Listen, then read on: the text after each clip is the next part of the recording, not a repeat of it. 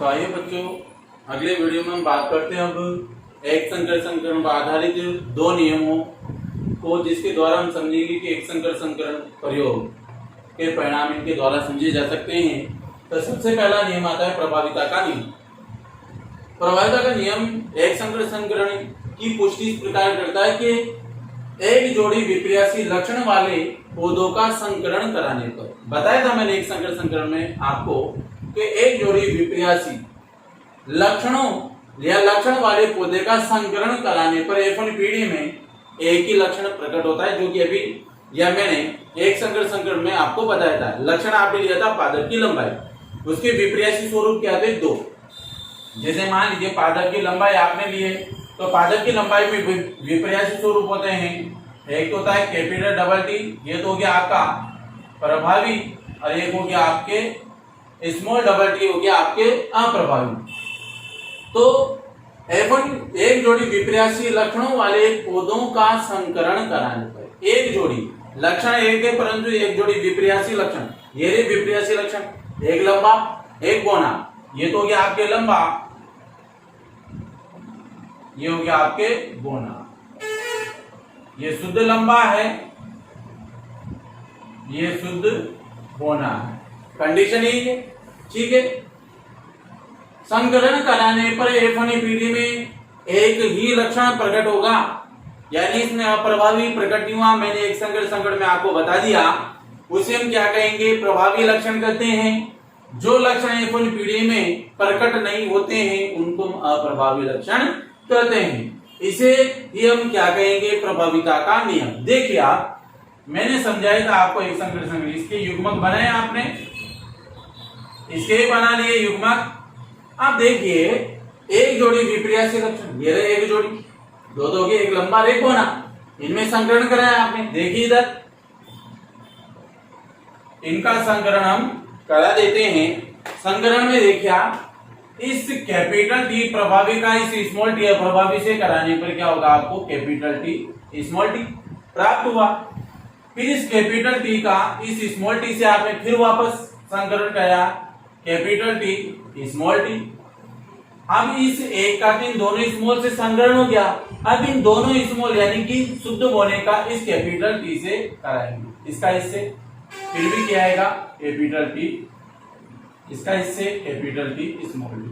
अब इसमें आपको क्या लगा कि दोनों की युग्मक बनाए, दोनों एक लक्षण के दो विपर्यासी स्वरूप है, लंबा बौना, इनकी युग्मक बना लिया हमने, अलग अलग तोड़ दिया। युग्मक बनाकर इनके मध्य में क्या कराया? संकरण कराया।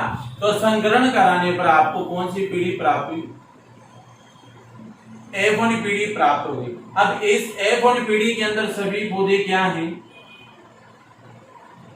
सभी पौधे लंबे हैं, परंतु कौन से प्रकार के? विषम युग्मजीय हैं। विषम युग्मजीय का मतलब आपको पता है क्यों है?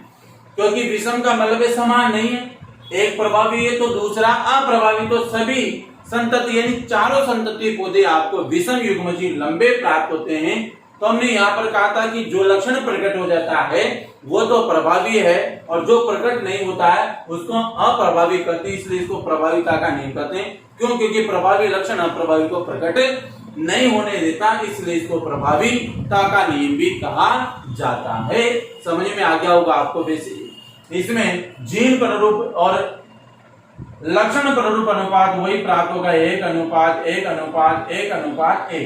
कंडीशन कैसे भी देख लेना, क्योंकि चारों संतति पौधे एक समान होने का इनकी जीनी संरचना और लक्षण प्ररूप संरचना क्या है? एक समान आएगी। तो इनका लक्षण प्ररूप अनुपात और जीन प्ररूप अनुपात समान होगा, 1:1:1:1। तो ये तो हो जाता है हमारा प्रभाविता का नियम। ठीक है, क्लियर है। इसके बाद हम बात करते हैं नंबर 2, पृथक्करण या युग्मकों की शुद्धता का नियम। देखिए अब पृथक्करण या युग्मकों की शुद्धता का नियम इसी में से निकलेगा, प्रभाविता में से। देखिए हम एक संकर संकरण की पुष्टि कर रहे हैं उसके परिणाम की, तो एक पीढ़ी में दोनों लक्षण प्रकट होते हैं। यहाँ तो एक ही लक्षण प्रकट हुआ था प्रभावी, मैंने वहां पे बताया था आपको F2 पीढ़ी में एक संकर संकरण में कि वहां पे F1 पीढ़ी के दो पौधों को लिया या दो संततियों को लेकर के जब हम इनमें संकरण कराया युग्मक बनाकर, तो F2PD में सभी पौधे स्वतंत्र रूप से शुद्ध लंबा शुद्ध गुना में प्राप्त हो गया। वही पुष्टि यहाँ पर है। तो देखिए F2PD में दोनों लक्षण प्रकट होते हैं। कौन सा? शुद्ध लंबा और शुद्ध गुना दोनों स्वतंत्र रूप से प्रकट होते हैं। जनन के दौरान जब इनमें परस्पर जनन क्रिया संकरण क्रिया होती है, तो उसके दौरान युग्मकों के बनने के समय युग्मक बनते हैं जोड़े। अब युग्मक बनेगा तो जैसे कैपिटल टी का स्मॉल टी के साथ, स्मॉल टी का कैपिटल टी के साथ, कैपिटल डबल टी का कैपिटल टी के साथ, तो ऐसे युग्मक बनने के समय एक दूसरे से पृथक होना क्या कहलाएगा? आपके पृथक्करण कहलाएगा। जब ये पृथक होते हैं, अलग होते हैं, तो क्या कहलाएगा? पृथक्करण कहलाएगा। परंतु संकर संतति क्या होती है? विषम युग्मजी क्या होती है? विषम युग्मजी। ये इसमें कारक युग्म के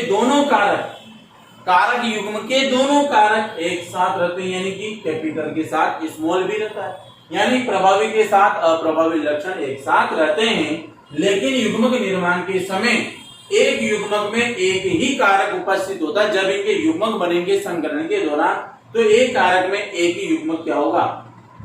उपस्थित होता है। इसलिए इसको युग्मकों की शुद्धता का नियम भी करते हैं। देखिए मैं आपको इसको क्लियर कर देता हूं पृथक्करण को।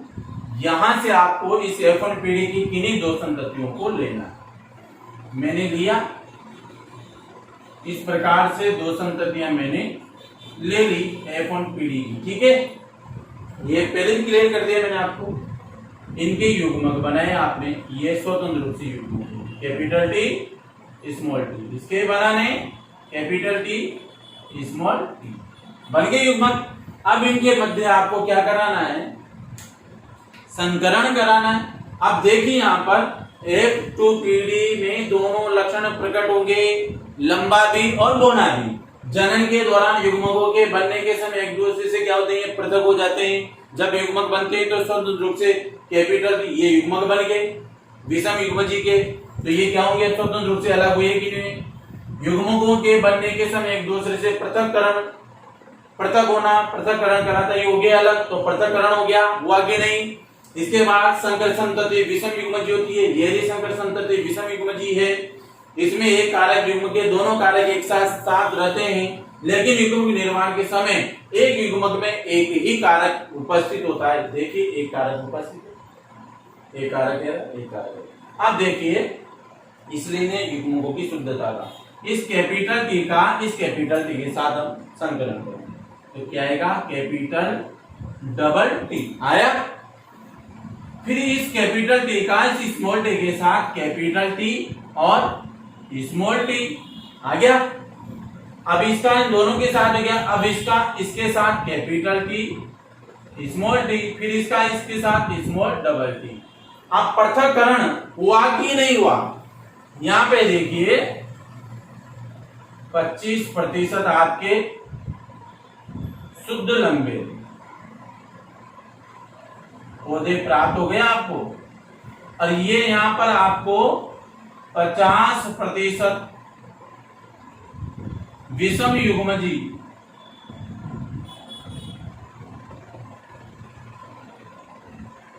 लंबे पौधे प्राप्त हो गए।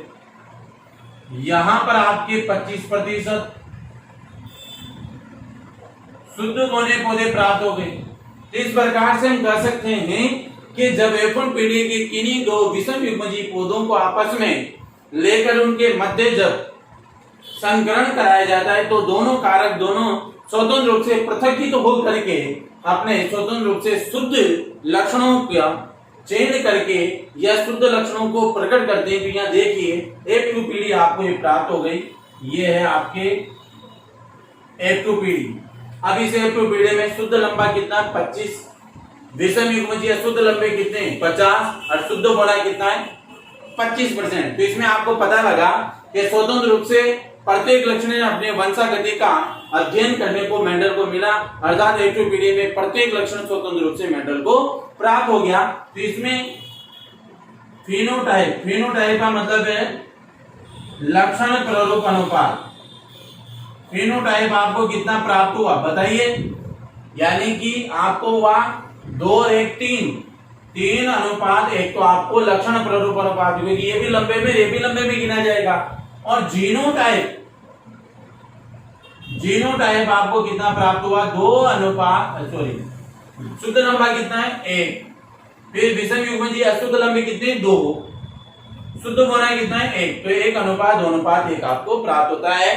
तो इस प्रकार से हमें पृथक्करणीय युग्मकों की शुद्धता का नियम का परिणाम एक संकर संकरण के आधार पर समझा, और इस वीडियो में आपको क्लियर समझ में भी आ गया होगा, क्योंकि पूरा का पूरा एक संकर संकरण पर ही आधारित है ये दोनों नियम, प्रभाविता का नियम और पृथक्करणीय युग्मकों की शुद्धता का नियम। इसके बाद अगले वीडियो में हम बात करते हैं द्विसंकर संकरण प्रयोग पर आधारित नियम कौन सा, द्विसंकर संकरण किसे कहते हैं। आपको पता है जब एक संकर संकरण में मेंडल ने एक लक्षण का चयन किया और उसके विपरीत 2 स्वरूपों के मध्य संकरण कराया, तो F1PD और F1PD से F2PD प्राप्त की, तो द्विसंकर संकरण में वो एक लक्षण को नहीं लेकर के 2 लक्षणों को लेकर किन्हीं 4 विपरीत स्वरूपों के मध्य क्या कराएंगे, संकरण कराएंगे। उसके बारे में अगले वीडियो में बात करते हैं। Thank you so much.